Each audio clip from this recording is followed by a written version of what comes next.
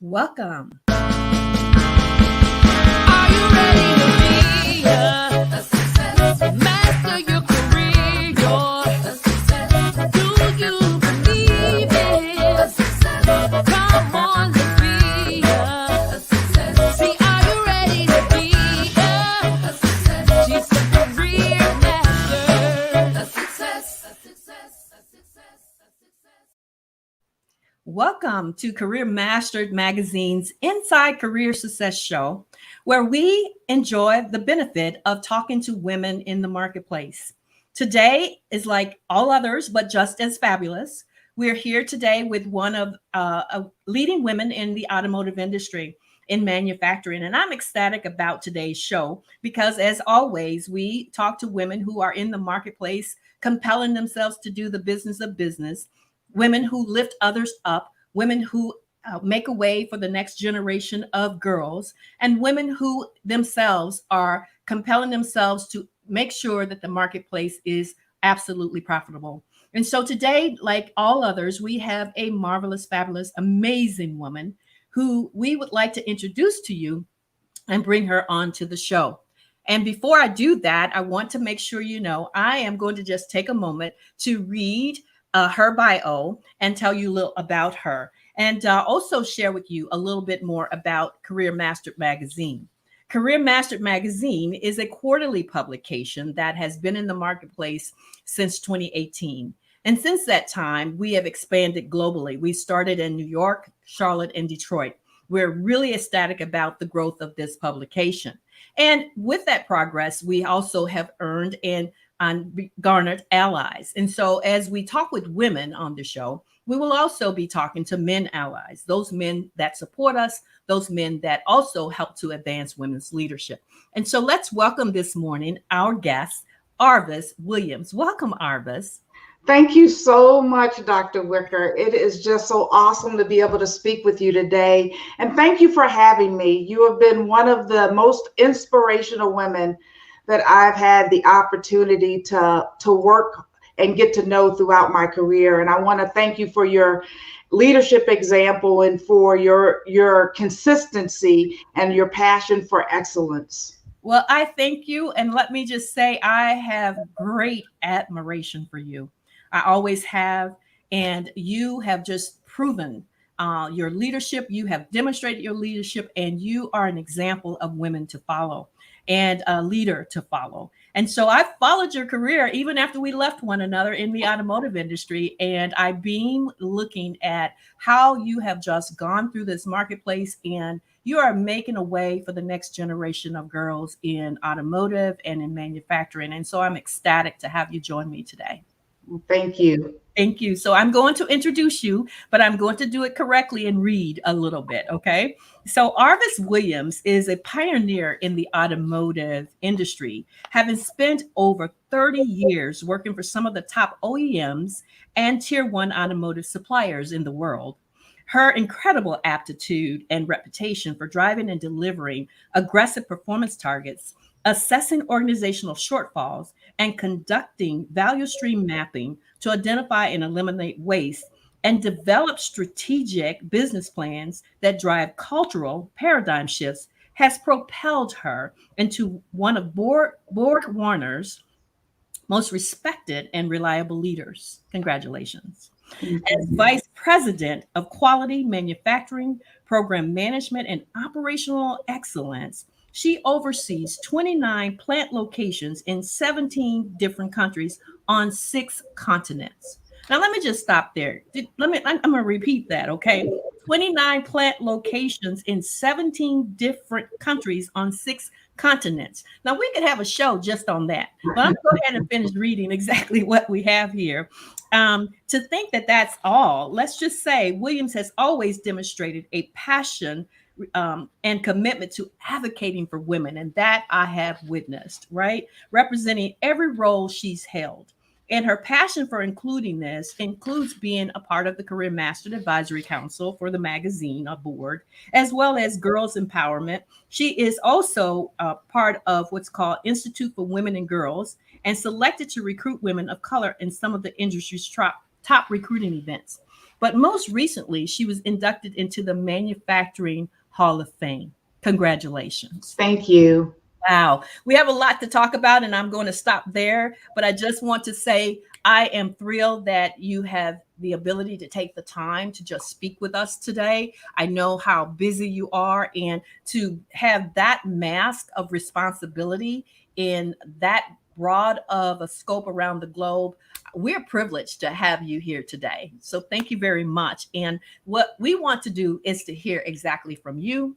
We will talk just a moment about your career, but let me just say that what I just read is impressive. And because of your impressive career and a pioneer in the automotive industry, which is where we met, working for some of the top OEMs and Tier 1 suppliers, will you just give us a backdrop of your story in terms of your career? Absolutely. So for me, I was born and raised in the South in Tidewater, Virginia.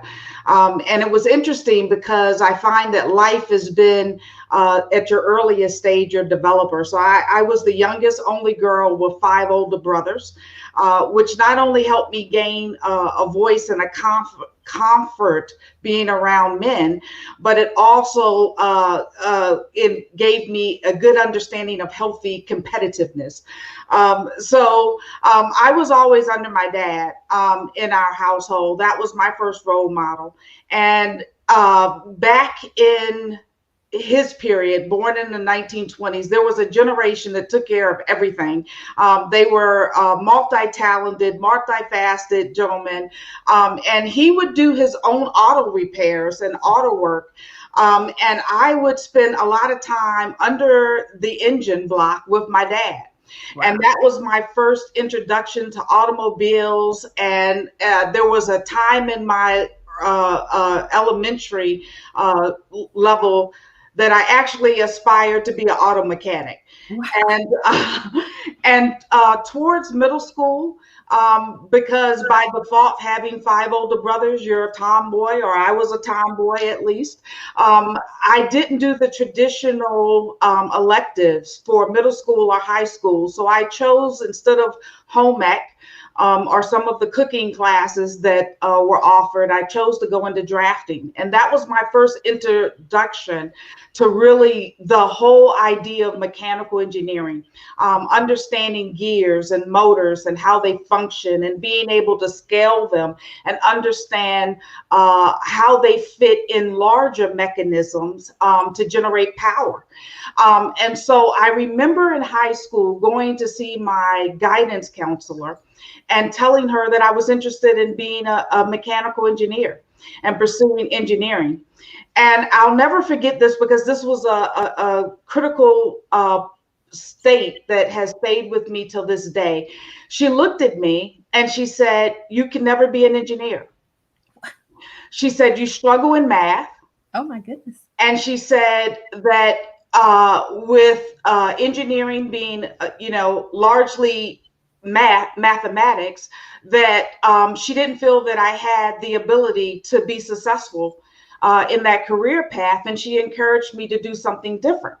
Wow. And I thought, this was interesting. Yeah. Because that particular guidance counselor, to this day, I think of her with every challenge that I'm faced with actually in my career. And I did go on to pursue engineering, and it was difficult. And I had to find different strategies, because I excelled at science and always have, and I've always loved science. And it took my first mentor in undergrad, an architect student, to actually explain to me or really break math down differently. She said, "You're doing physics, you're doing chemistry, and all of the same equations that you have to do there, those are the same applications in the fields of engineering." Wow. And once she made engineering for me, or the different calculus and diffie-Qs, mathematical courses, and made them applicable to science, I got it.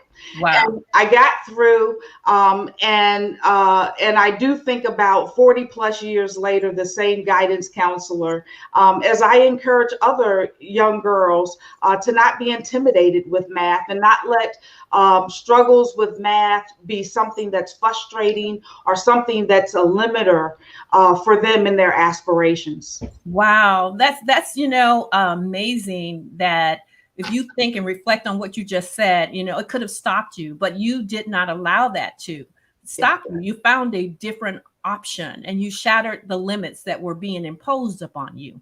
So I would like to ask, and I hope that those that are listening in the audience, I thank you for joining us this morning, Cerise. Thank you for joining us this morning, Candace, and others that might be here.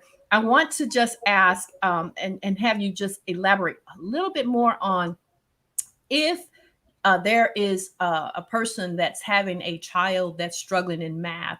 What would you recommend, a tutor, or what would you recommend? Because they might not have the option that you had to get around it. What would you recommend they get around, how to get around it? Absolutely. I'm often asked by parents throughout my career to speak to their children and encourage them to go into STEM. Now, I welcome and encourage all boys and girls to pursue STEM for the obvious reasons. I love it. But I also tell parents that I really would prefer to tell them to pursue what they're passionate about, because if they pursue what they're passionate about, then they're going to be successful. But specifically as it relates to math, what I find are some of the same applications that we have to break math down to young people and ensure that they understand the everyday aspects of what math is. Math is everything. Math is literally the music they're listening to, and applying that or giving them analogies to the beats for the music that they have. Math is the chairs, the seats, the desks that they sit in every day at school, because structurally it has to be able to withstand their weight. Math, if you're a girl and you love fashion, math and material and designs and clothing and the colors that comprise of your clothes. Those are all mathematical equations.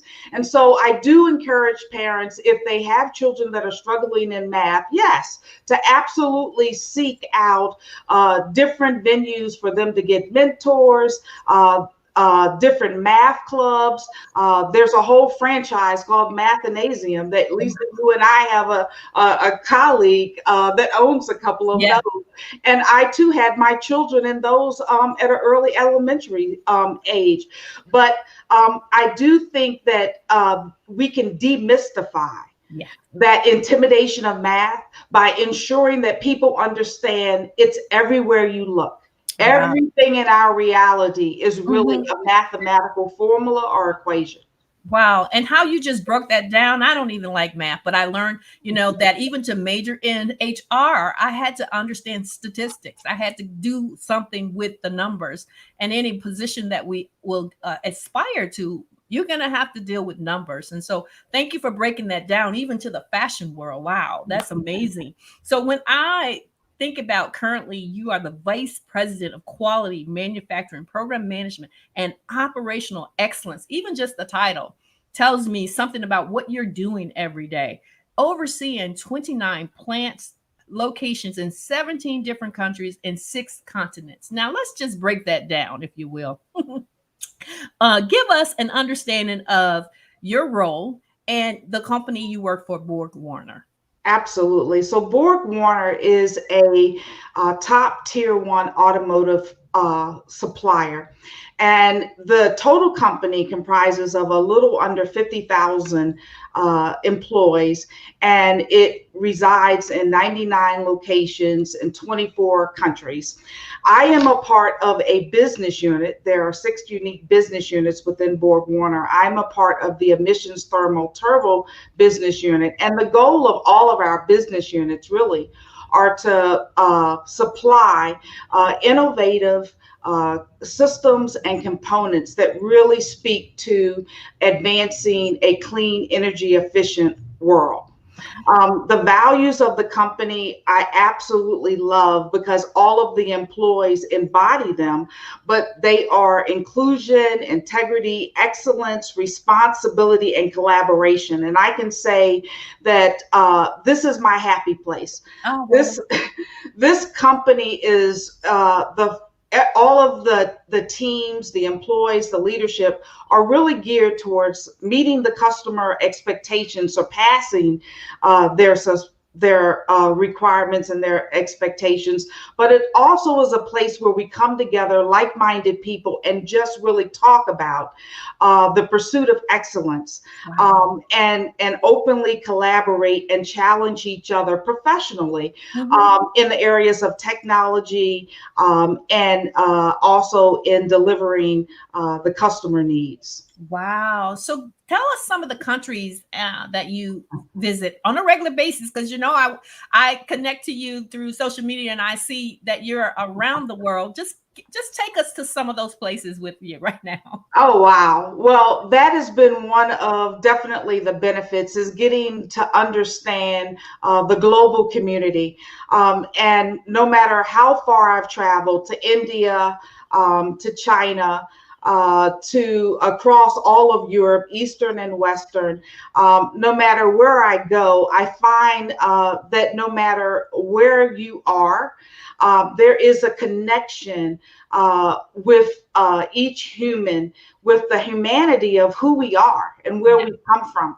And we really are more alike globally than I think people understand. And it really is a blessing and an honor for me to be able to meet so many people and learn to appreciate and see the world from their culture, and understand how much we are uniquely connected in that regard. Yeah. So many similarities. And you and I met in the automotive industry some years ago and had an affinity for one another, a really high regard and respect for one another, as we do today. And so I recognize even back then, as I absolutely see today, that your incredible aptitude and reputation for driving and delivering aggressive performance targets, because you were engineering where we were, right? And one of few women, right? Just like, we just grew up in a male dominated environment, right? Similar to how you grew up at home with brothers, right? And what I want to know is you were able to pursue and be precise and drove those targets, even though sometimes we got off a track, we still had to drive and perform. Just as a woman in manufacturing, tell us how hard was it to break into the business and, where you could see that rhythm was coming for you, that you were going to succeed. How hard was it for you? And what can you tell other women that might be struggling a little bit in that type of environment today? Well, there's a saying, you don't choose manufacturing, manufacturing chooses you. Yeah. And after undergrad, when I interviewed with General Motors, that was my first employer. At a point in the interview, they took me out to the shop floor because it was inside of a plant location. And I have to tell you that for those that are in manufacturing that understand vehicle assembly, it has changed, but there are some 4 major departments or functions that exist in the plant. And this particular area in this operation was dropping the full-size Suburban cab body, which is the cab you sit in your vehicle. And they were dropping it from the 2nd floor through the floor onto the chassis cab on the 1st floor of the operation. It's where the trim shop that dresses your vehicle meets the chassis body, the underbody of your vehicle, the power drive systems on the final line. And I must say they had me at the chassis drop. Oh my goodness. Oh my goodness. If you've ever experienced the wonderment of Disney at any age, yes, that is what they took me to at that moment. And I knew I wanted to make a career in that industry. And to this day, there's something electric about vehicle manufacturing, yes, be it components, be it machining or Yes. be it full vehicle assembly. There's just something electric about the atmosphere. And a lot of women shy away from manufacturing, and I like to encourage them to consider it, because all of the innate qualities that are women, we are collaborators, Mhm. we are negotiators, Yes. we walk with a great deal of humility, so we learn to be consensus builders, Yes. and excel at that, and we're great problem solvers and innovators. What, And snaps and so naps. all of those skills and innate qualities that we embody are the same skill sets that will allow you to excel in any industry, but especially in manufacturing. Yes, yes, I totally agree. Like you, I grew up in it, so I can relate for those that might not have done so. Everything that Arvis is saying, even whether you're an engineer or whether you were in HR like me, I mean, I started in manufacturing on the floor. So there is something electric. I mean, no matter if you didn't grow up in it, it becomes one of those things where it's ingrained in your body and your mind and your soul that we're actually producing a car, right? A vehicle, whatever that might be. But it takes all of those skill sets. And so we hear stories all the time about the automotive industry being male dominated, right? We grew up in there, and not many women are at the highest levels of the industry, such as yourself, but yet you've ascended to senior leadership positions in several companies, right? Those who do you think that it takes paying your dues to ascend, or opportunity meets preparation? Is it either of those, or do you have a better opportunity for us to consider?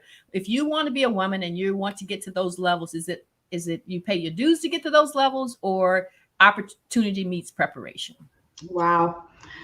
Lisa, that's an excellent question. So I must say that it's a little of both, in Mhm. my opinion. When For any discipline, you're not going to arrive to your end dream overnight.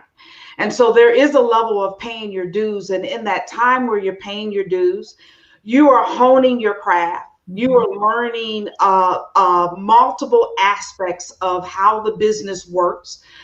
You are developing the most important aspect of career success, how to build relationships and work with different people that may not share the same goals or even the same values that you have. Yes. So it's that paying the dues that really develops your acumen for executing at a high level leader. And then there's a place where, like in my career, where I've been fortunate to lead areas that I have worked in cyclically over 32 years. Yes. So as VP, global VP over quality, over program management, manufacturing, which is specifically the manufacturing engineering functions, and then operational excellence, which was continuous improvement and lean. Those four core areas have been how I paid my dues, from Yes. both a first line engineer to a supervisor to an executive, cyclically throughout my career, weaving in and out those functions. And so for me, this has become a place where that preparation has been able to fulfill and meet the expectation that Borg Warner has and the opportunity that they've given me. I tell you what, I agree. It takes both. It takes both. And it's not an either or, because you are going to pay your dues if you're out there getting it done. Right. But at the same time, you have to be prepared. You have to do, I always say, you have to have your homework done, and you have to be ready when that opportunity in that door is ready for you to walk through. What? Bam, you can do that at that moment. Right. Absolutely. And as you and I know, the topic of gender equality continues to exist, as does race. And one of the things that we both have is the fact that not only were we in this and are in this as African Americans, but we're also women. So you kind of have to deal with the double, right? And so to have your voice heard at the table, right? And to reach those levels, it takes stamina, which you've done. It takes grit, which you've done. It also takes the right attitude, which you've done, right? And it also takes having collaboration and people to support you. And to make sure that we're helping one another, because it takes a village, right? And so, what do you think in terms of mentorship? What and who have you had? And you don't have to say names, but why has mentorship been important for you along the way? And you and I know that there's a difference between mentorship and sponsorships, but just give us your philosophy on those principles. Absolutely. So I've had many outstanding mentors in my career, and some really dynamic women. I can actually say the very few women that I've reported to throughout my career, we have gone on to establish some great relationships and friendships, Yeah. Which started from mentoring.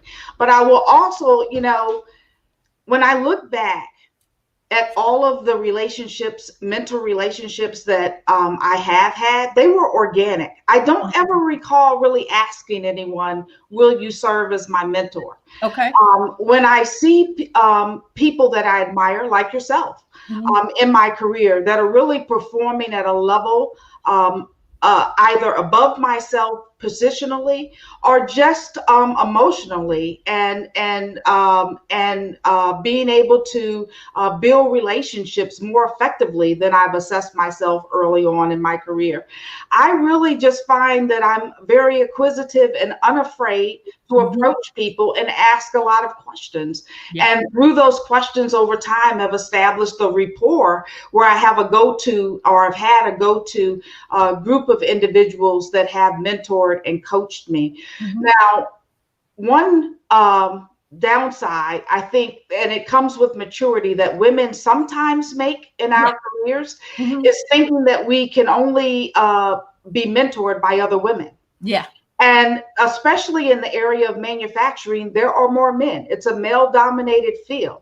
And so at a certain point, when I realized that there are so many men that I was surrounded by that I could glean from, that I admired, different characteristics about how they led, how they spoke to people, how they interacted with people, and how they found and built successful teams, I really found that for me to go to the next level, I had to be willing to step out of a comfort zone of a woman-to-woman mentorship and really approach men and have that same inquisitive nature where I would ask for time on their schedules and sit down and get tips from them on how they were performing and how they were managing and leading at their level.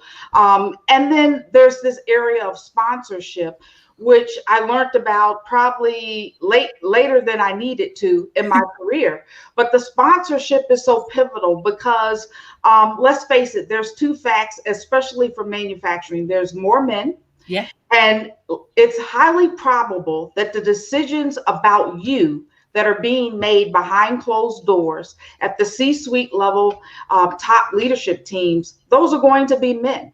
And so building effective relationships, results matter, but they will not always bridge the way and translate into promotional opportunities for yourself or growth opportunities for yourself. It's those relationships that you establish with people, your willingness to listen and learn and be receptive of the lessons that you are hearing.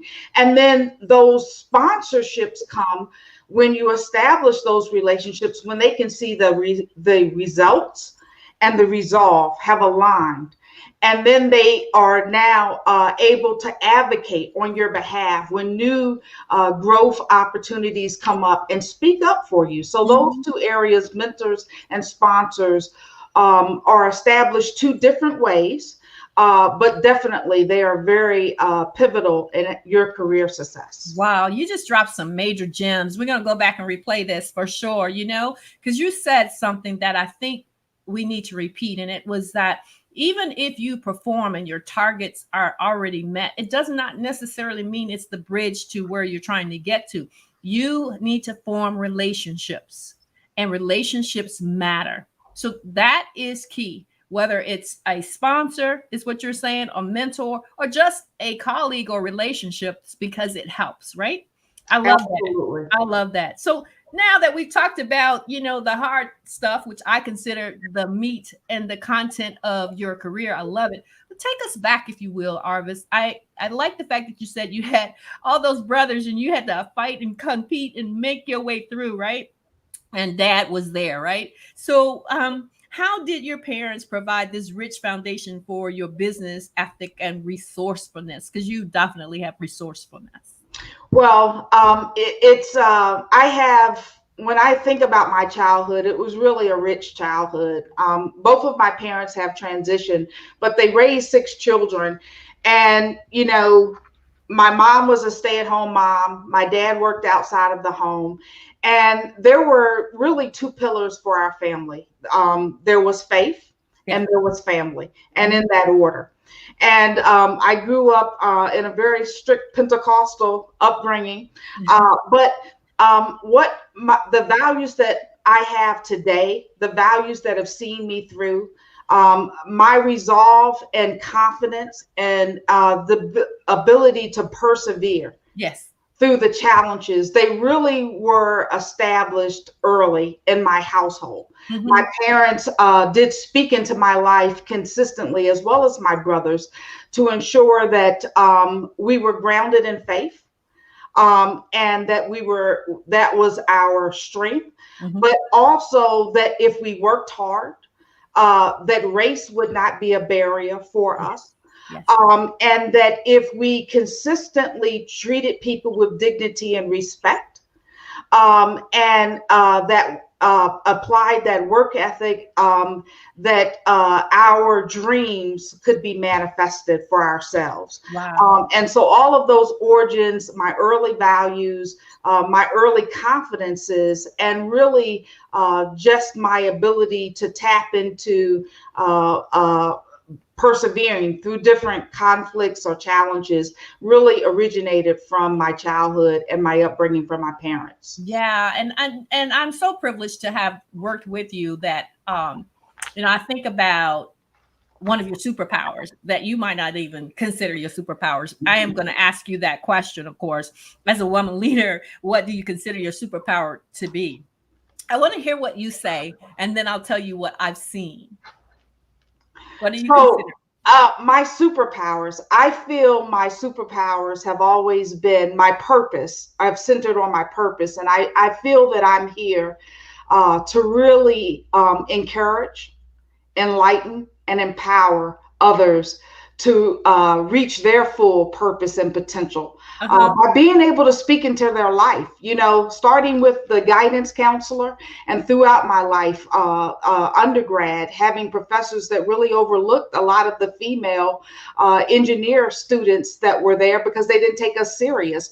So throughout my life, I've heard different people that would try to steal my dream, that would speak death to my dream and to my purpose. And I've never allowed that. And what I realize is that words, they're so powerful. They can inspire people to build the world or to destroy it. Yes. And so I choose to use the ability to enlighten, encourage, and empower people and speak into their life so that they can realize their full potential and encourage them to do so. Wow. I think those are so true. You have that ability to lift.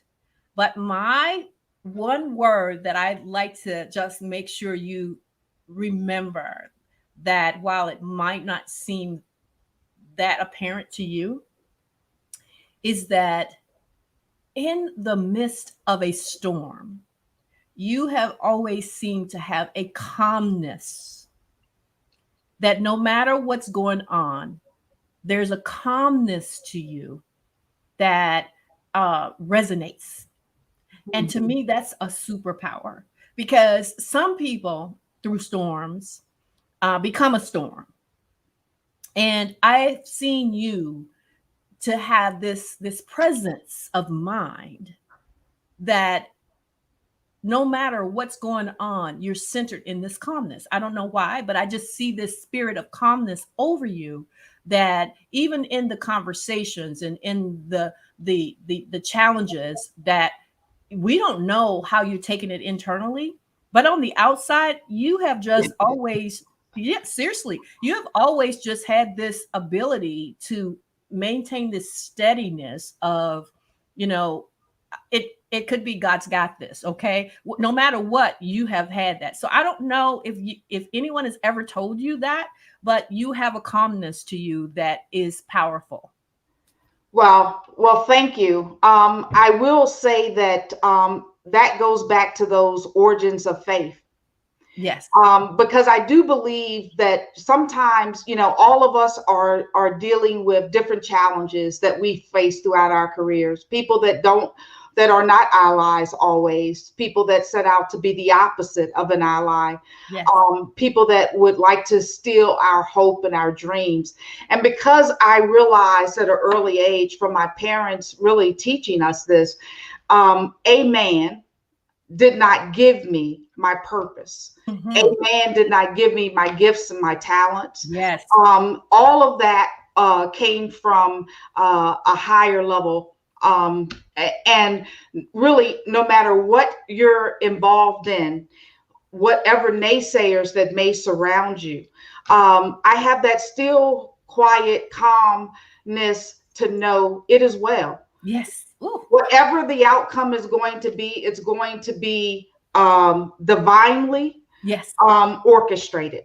Yes. And even in the midst of some of the challenges I've had in my own career where I thought this has been a failure, Yeah. this has been a setback, Uh-huh. or I didn't perform well, Yeah. and I'm my biggest critic, I beat up on myself. I can look back and say that each and every circumstance, individual or challenge that I've faced have been all to gear and move me towards my purpose. Yes. And that, my sister, you have done, and you have done it well. And so I was going to ask the question, what are some of your success secrets? But you just told us, right? It's in divine order, and you just kind of know that it's going to be well, right? So I love that. I love that. So lastly, first of all, let me just say our audience is on point. Candace Russian is just said that, and I was trying to see what she said because it was there, but she's made a comment here. Cerise Simpson, Kavana has talked to us. Aja, I believe. Aja, yes. Aja has made a comment. And so our audience says this conversation is enlightening. It's a great conversation. This is good, says Kavana. And then Cerise says, thank you for this enlightening conversation. Candace said, I believe defining your purpose and speaking positively is a major key for your individual affirmations. And I mean, so when you get time, I hope you go back and kind of read this. But over time, this show airs for a green. It's there for people to use over and over. So you'll find that people will make comments. So thank you, ladies, for being with us today. And last but not least, Arvis, I know we just talked about work, because that's what we do, right? I know that you have fun. So tell us, what do you do for fun? I want to see that part of Arvis. I do so many things. I have many vices. I love the arts. That was something that my mother instilled in us at an early age. All of us love all forms of the arts. Yeah. I love being around water. That's my peace and my solace. But I also enjoy just movie night with the hubby, and dinner with the girlfriends. But a couple of years ago, I found gardening. And this has been a long-standing passion of my father, and we never understood why he would get off work and immediately go out to the yard and spend so many hours with flowers and flower beds. And I get it. Yeah, it is by far the most rewarding aspect of my day, just being able to come home and garden.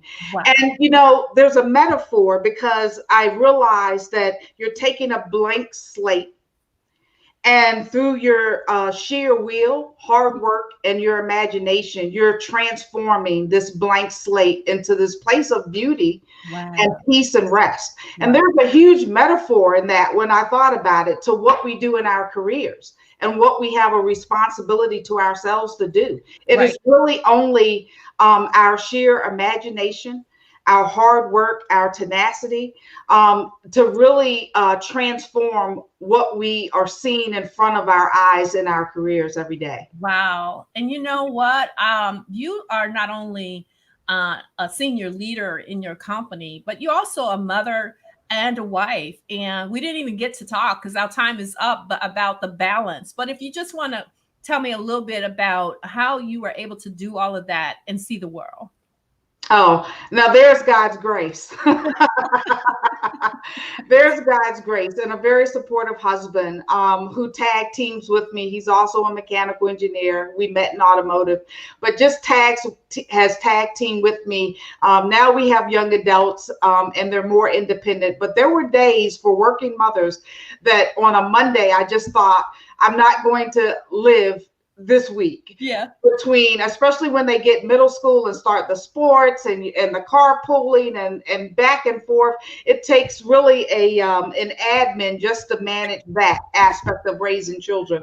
But a lot of grace, Yeah. A lot of grace, Lisa. You did it well, gracefully. And last, if you would leave our audience, first of all, I want to say that we're proud that you received one of our Career Master Women's History Leadership Awards because you are well deserved. We also want to continue to just marvel at the fact that you're a part, an inductee of the Manufacturing Hall of Fame. That is, my goodness, amazing. Congratulations. It's a huge And honor. so, Thank you. from a parting words, would you leave us with what we call the Career Master Moment? And it's advice for women who want to master their careers in their life. So if you can just leave us with those parting words, and we will end our talk today.